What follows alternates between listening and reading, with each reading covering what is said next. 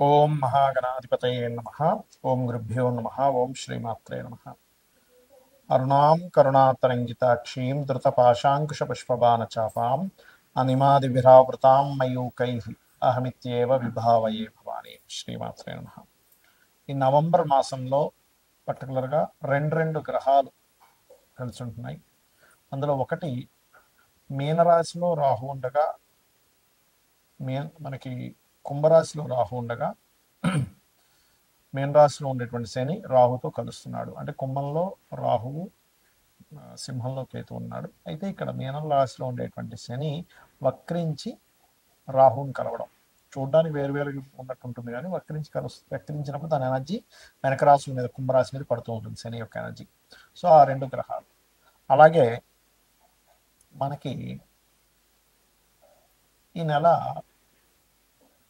బుధుడు కుజుడు కలిసి వృశ్చికంలోని, మరియు అదేవిధంగా రవి శుక్రుడు కలిసి తులారాశిలోని, మరింత కొంతకాలం తర్వాత ఈ బుధుడు శుక్రుడు కలిసి మరలా తులారాశిలో, ఇలా రెండు ప్లానెట్స్, రెండు శుభగ్రహాలు ఒకసారి నీచభంగ రాజ్యోగం కలవడము, మరొకసారి అగ్రెసివ్ ఇచ్చేటువంటి ప్లానెట్, బుద్ధికి సంబంధించిన ప్లానెట్ రెండు కలవడం.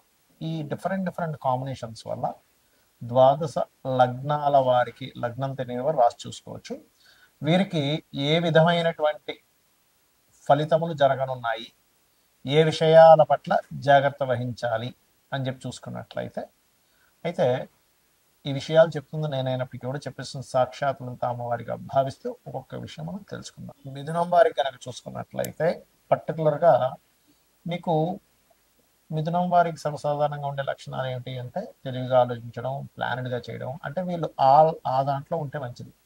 అలా కాకుండా వీళ్ళు అగ్రెసివ్గా కనుక, ఎందుకంటే కుజుడు 6లో ఉన్నప్పుడు సర్వసాధారణంగా అగ్రెసివ్ నేచర్ పెరుగుతూ ఉంటుంది.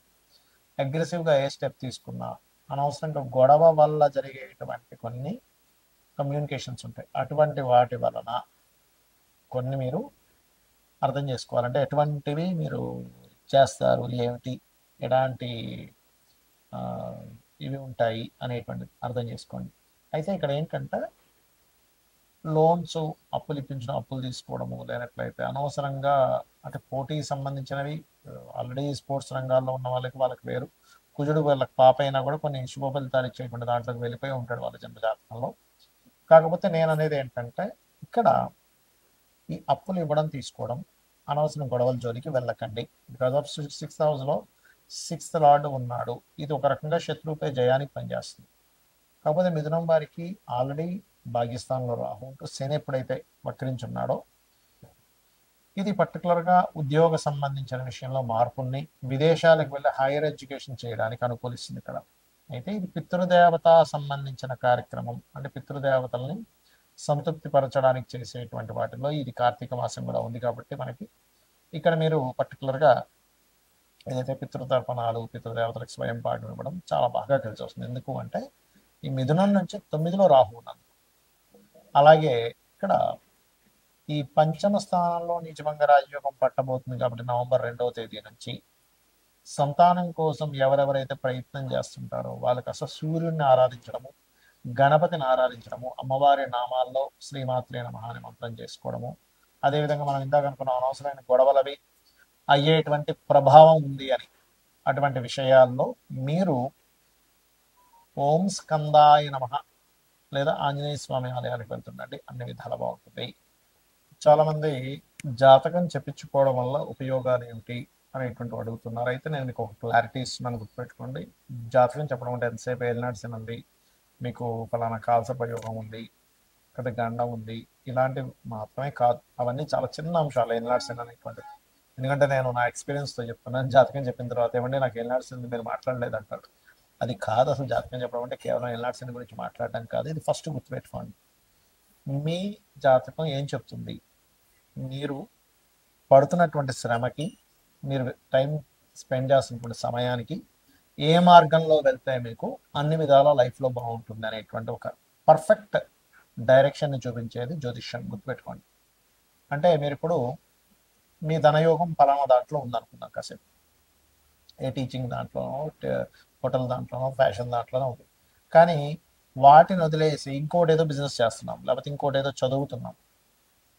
అంటే మనం వెళ్ళాల్సినటువంటి డెస్టినీ ఏదైతే ఉందో ఆ రూట్లో మనం జర్నీ చేస్తే ఆ డెస్టినీని ఎలా చేరుకుంటామో, అలాగే జన్మజాతకంలో చాలా క్లియర్గా మనం ఒక బిజినెస్ స్టార్ట్ చేస్తున్నాం, ఇది రైట్ టైమా కాదా, లేనట్లయితే మనం ఒక విషయాన్ని చదువుతున్నాం, ఒక ఒక విషయం నేర్చుకుంటున్నాం, ఒక స్కిల్ కావచ్చు, లేనట్లయితే ఏదైనా కావచ్చు, అది మీకు ఎంతవరకు పనిచేస్తుంది, లేదా ఒక ప్రాజెక్ట్ స్టార్ట్ చేస్తున్నారు, this is the right time or not. Not only project ఒకటే కాదు, చదువుకోవడం ఒకటే కాదు, బిజినెస్ ఒకటే కాదు, మీ లైఫ్లో మెయిన్ ఈవెంట్స్ ఉంటాయి. అంటే ఎలాంటివి? మ్యారేజ్. చాలామంది చూడండి, వాళ్ళ రేపు మ్యారేజ్ చేసుకుంటున్నారు, నెలల్లోని, రోజుల్లోని, సంవత్సరాలు, కొన్ని సంవత్సరాలు విడిపోయిన వాళ్ళు ఉంటున్నారు. ఇందుకు కారణం ఏమిటి అంటే, ఇక్కడ మీ పర్సనల్ చార్ట్లో అసలు రైట్ టైం ఏంటి వివాహం చేసుకోవడానికి. ఇక్కడ జరుగుతుంది ఏంటంటే, ముహూర్తం పెట్టుకున్నప్పటికీ కూడా బ్రహ్మాండమైన ముహూర్తం అన్నారండి, అది చాలా వివాహాలు జరిగాయి కానీ విడాకులు అయిపోతున్నాయి. ఎందుకు అంటే, బికాజ్ ఆఫ్ ముహూర్త బలం కొంతవరకు పనిచేస్తుంది, కానీ మీ పర్సనల్ చార్ట్లో మీరు ఎప్పుడు వివాహం చేసుకుంటే మంచిది అనేటువంటి చాలా స్పష్టంగా ఉంటుంది. సెవెంత్ లార్డ్ అంటే 7వ అధిపతి, మీకు పార్ట్నర్ని ఇచ్చేటువంటి గ్రహం, సప్తమాధిపతి సప్తమాన్ని ఇచ్చేటువంటి పోర్ట్ఫోలియో. ఆ ప్లానెట్ ఉండే సిచ్యువేషన్ ఏంటి, కండిషన్ ఏంటి చూడాలి. అంటే దాన్ని బట్టి ఏంటి, మీకు ఎటువంటి జీవిత భాగస్వామి వస్తారు అనేది అది చెప్తుంది. అలాగే ఆ జీవిత భాగస్వామిని మీరు లైఫ్లోకి ఎప్పుడు తెచ్చుకోవాలి, జన్మజాతకంలో వెరీ క్లియర్గా మనకి ప్రతి ఒక్కరికి కూడా లైఫ్లో 3 నుంచి 5 సార్లు వస్తుంది అవకాశం, వివాహం చేసుకునే అవకాశం.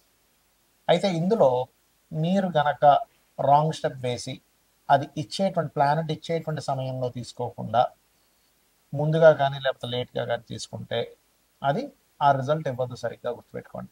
అంటే అక్కడ నెగటివ్ ఎఫెక్ట్ ఉండేటువంటి నెగటివ్ ట్రిగర్ అయ్యేటువంటి సమయంలో కనుక మీరు వివాహం చేసుకున్నారు, అదే నెగటివ్ ట్రిగర్ అయ్యే సమయంలో చేసుకున్నారు. అంటే చిన్న ఎగ్జాంపుల్ చెప్తా. మీ ఇంట్లో ఒక మంచి చెట్టు ఉంది, మామిడి చెట్టు అనుకోండి, సీతాఫలం చెట్టు అనుకోండి, ఏదో చెట్టు, పళ్ళని ఇచ్చేటువంటి చెట్టు. అది ఇంకా పింద సమయంలో ఉన్నప్పుడే మీరు తెంపేసి దాన్ని మామిడి పండులా తిందామంటే కుదరదు, పుల్లగా ఉంటుంది. లేదా గట్టిగా ఉన్నటువంటి అప్పుడే ఇంకా కొంచెం ఇంకా దాన్ని మగ్గనటువంటి సీతాఫలం తీసుకొని తినేస్తే ఎలా ఉంటుంది, అసలు అది టేస్టే ఉండదు.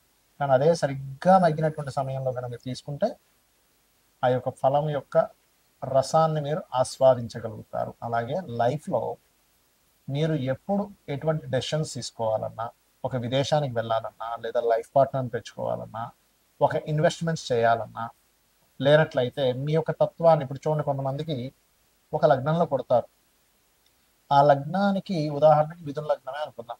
మిథున లగ్నంలో జన్మించిన వారు ఎంతసేపు కూల్గా, ఒక కాన్సన్ట్రేటెడ్గా, లేనట్లయితే ఒక తెలివిగా వాళ్ళు ఉంటే వాళ్ళ లైఫ్కి తిరిగి ఉండదు. అలా కాకుండా కొంచెం అగ్రెసివ్ వైపు వాళ్ళు వెళ్ళారు అంటే వాళ్ళ లైఫ్లో ఎక్కువ ఇబ్బందులు పడతారు.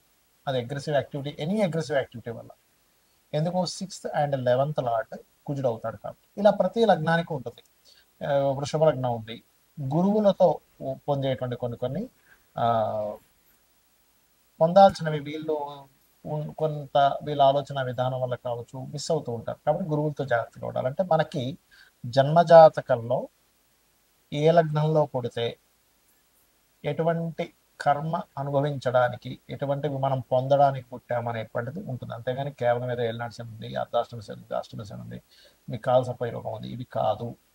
చాలా మందికి తెలియక, ఇది బేసిక్ లెవెల్లో బేసిక్ విషయాలు, ఇవి తెలియక అనాలిసిస్ గురించి అర్థం కాక ఏవో పిచ్చి పిచ్చిగా, అయ్యో ఇంకా ఏలినాటి శని మాట్లాడలేదండి అంటుంటే నాకు చాలా నవ్వేస్తూ ఉంటుంది. అంటే ఏంటి చిన్న చిన్న విషయాలు పట్టించుకొని, అంటే నేను ఎందుకు చెప్తున్నానంటే ఈ విషయం, ఏలినాటి శని మీ జీవితాన్ని పాడు చేసేటట్టు అయితే, నేను చాలాసార్లు చెప్పాను, పిఎం మోడీ గారు ఏలినాటి శనిలోనే అయ్యారు పిఎంగా. మన జగన్ గారు కావచ్చు, లేకపోతే స్వర్గీయ ఎన్టీ రామారావు గారు కావచ్చు, ఏలినాటి శని మిమ్మల్ని ఏమీ చెయ్యదు. స్లో అవుతుంటాయి పనులు, కొంచెం అవమానాలు పడుతుంటారు, కొంచెం స్ట్రెస్ ఎక్కువ పెరుగుతుంటుంది, అంత మాత్రం చేత జీవితం ఆగిపోతుంది. గుర్తుపెట్టుకోండి. శ్రీమాత్రే నమః.